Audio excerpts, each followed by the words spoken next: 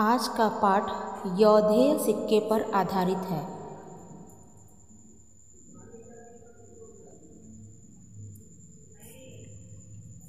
समुद्रगुप्त की प्रयाग प्रशस्ति में उत्तरी पश्चिमी भारत के गणराज्यों की सूची में यौधेय गण का उल्लेख मिलता है, जो यह दर्शाता है कि यौधेय उत्तरी पश्चिमी भारत में स्थित थे। महाक्षत्रप रुद्रदामन के जूनागढ़ अभिलेख में इनकी गणना वीर क्षत्रियों में की गई है। यह अभिलेख 150 ईस्वी का है। कुषाणकालीन इतिहास में यह दृष्टव्य है कि अर्जुनयन तथा कुलिंदों के साथ मिलकर कुषाणों का अंत करने के लिए एक संघ बनाया था। यमुना और सतलज के बीच प्रारंभिक कुषाण राजाओं के सिक्के मिलते हैं, किंतु अंतिम कुषाण शासकों के सिक्के यहाँ नहीं मिलते, बल्कि उनके अनुरूप यौधेयों की मुद्राएं वहाँ से प्राप्त होती हैं। इन मुद्राओं पर कार्तिकेय की आकृति मिलती है। उन पर द्वि एवं त्रि शब्द अंकित है। मौर्य काल में इनका अस्तित्व था, किंतु ये मौर्यों के अधीन थे। उनके बाद वे स्वतंत्र सत्ता के रूप में विकसित हुए। इसके प्रमाण हैं इनकी अनेक ताम्र मुद्राएं प्राप्त हुई हैं, जिन पर यौधेय गणस्य जय अंकित है।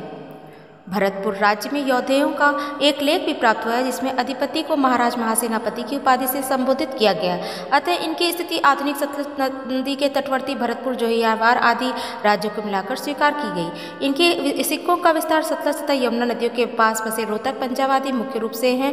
निर्माण कौशल की दृष्टि से इन सिक्कों को दो श्रेणी में विभाजित किया गया। एक तांबे के सिक्के, जो कोरिंद और औदुंब आदि गणराज्यों के सिक्के के समान थे, तथा दूसरा तांबे के बड़े सिक्के, जिनके ठप्पे तथा बनावट पर कुषाण सिक्कों का स्पष्ट प्रभाव दिखता है। इनके सिक्के अधिकांशतः ताम्र के तथा कुछ चांदी के भी मिले हैं। कालक्रम की दृष्टि से इन्हें विभक्त किया जा सकता है। नंदी तथा हाथी प्रकार का सिक्का, कार्तिकेय के साथ ब्रह्मण्य देव और दम अंकित सिक्के, कार्तिकेय के साथ ब्रह्मण्य देव सिक्का, कुषाणों के सिक्कों के अनुकरण पर बना हुआ सिक्का।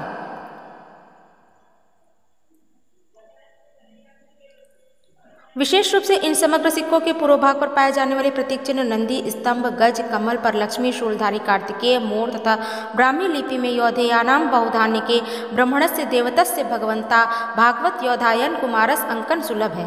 पृष्ठभाग पर नंदीपद, गज, बोधि वृक्ष, सुमेरु, कार्तिकेयानी देवी तथा ब्रह्मण्य देवस्य द्रम लेख अंकित है। इनके कुछ सिक्के कुषाण सिक्कों के अनुकरण पर तैयार किए गए हैं। चतुर्थ शताब्दी ईस्वी की ताम्र मुद्राएं भी षष्ठ वर्ग के अंतर्गत ताम्र मुद्राएं थीं। इन पर उत्तरवर्ती कुषाण शैली का प्रभाव भी देखने को मिलता है। स्पष्टतः इनकी तिथि तृतीय चतुर्थ शताब्दी ईस्वी है।